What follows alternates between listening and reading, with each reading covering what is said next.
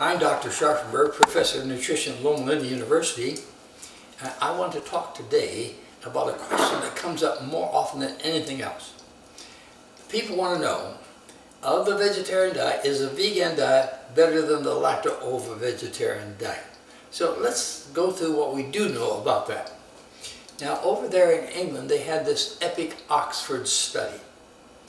And they showed there that the vegans died a little bit quicker than the lacto-ovo vegetarians.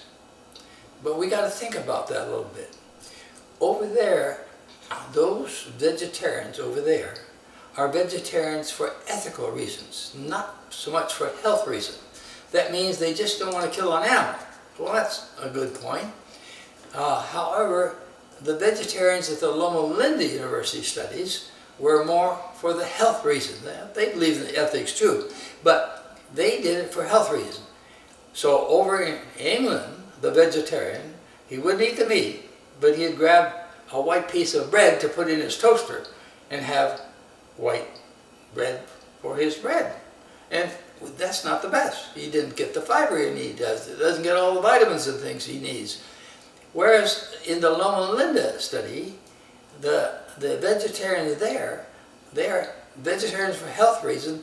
They will not eat the meat, but they will grab a piece of whole wheat bread and put it in the toaster. So the vegetarians there at Loma Linda were getting about 20 grams of fiber more a day than those in England. In England, they were getting about 27 grams, and the vegetarians in the Loma Linda studies were getting about 47 grams. Besides that, the vegetarians that were studied there at Loma Linda, they were getting 100 milligrams more of vitamin C every day than the others. Now, there are probably a lot of other differences. We don't know what they all are yet. But if you're a vegetarian for a health reason, you're eating differently than the vegetarian who's just a vegetarian for ethical reasons. He just doesn't want to kill an animal. So what about the Loma Linda study now? Well, we don't have enough data for Dr. Fraser to commit himself to one diet being better than the other at this point in time. However, in the early studies, published way back in 1978, we did find that with the men, there were a lot more heart attacks in the lacto-ovo vegetarians than in the total vegetarians, the vegans. There was about 2.8 times higher risk of heart attack in the lacto-ovo vegetarians.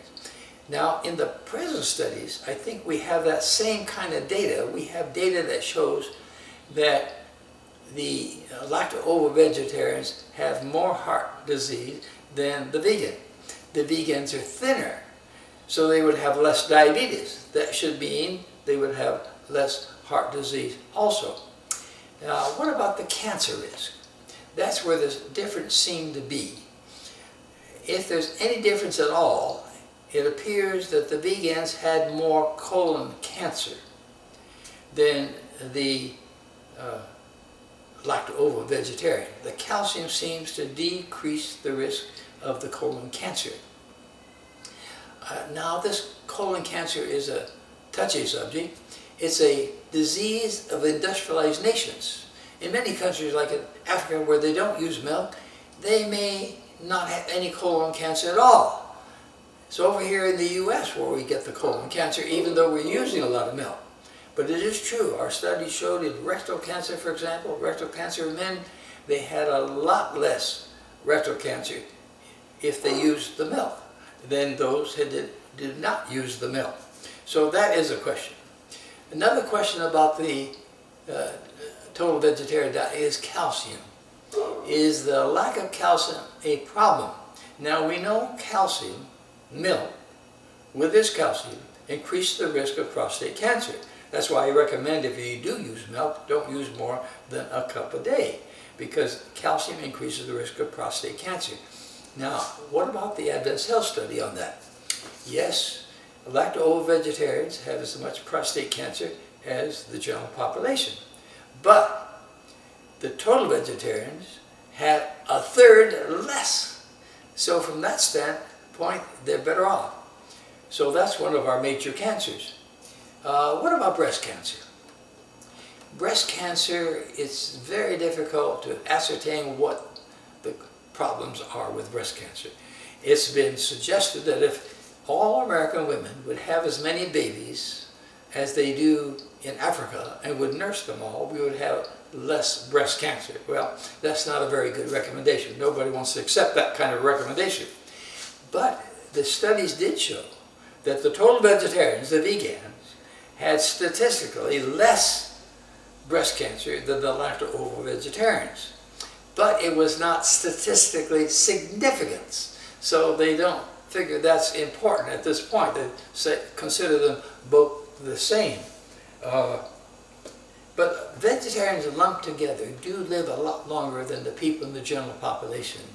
For example, in the Loma University studies, the Adventist vegetarian group, let's just look at the men first. 48.6% of them live to be 85 or older. In the general population, those figures are 19.5%. So 48 versus 19%, a tremendous difference. Now the women live longer than the men. So in the general population, 39.3% of the women live to be 85 or older. But in the Adventist Health Study, those who were vegetarians, women, they lived, well, let's see, the figures are 60.1% that lived to be 85 or older. So that's a tremendous difference. So when you lump all the vegetarians together compared to non-vegetarian, they're doing much better. They're living longer because they have less chronic disease, less heart disease, less cancer, less kidney disease, less rheumatism, less of many kinds of diseases. What about fracture risk and calcium? Yes, they've done studies to show, in the Epic Oxford study, showed that the vegans had 37% more fractures than the lacto-ovo vegetarians. But if they got 525 milligrams of calcium a day, there was no difference. So how much calcium do you get a day if you don't use any dairy products? In Poland, they've done a lot of studies on this, and they've come to a conclusion that you get about 250 milligrams. That's pretty good, because to get it up to 525, all you need is 1 cup of milk a day would give it to you. Now, you don't have to use milk. You can use a milk substitute that is fortified with calcium, and you'd get the same amount. So it's possible to do away with all those great differences they saw where there was a disadvantage in the fracture with the people who were total vegetarian. So in the Loma Linda studies yet, Dr. Gary Fraser, the director of the study, is not willing yet to say which of the two diets he would be considered better. He doesn't have enough scientific evidence. I think we need more total vegetarians, watch it for a longer period of time to see what that statistics will really tell us about this. But right now, we don't see a great deal of difference, so they're lumped together compared with non-vegetarian, and the vegetarians are better off.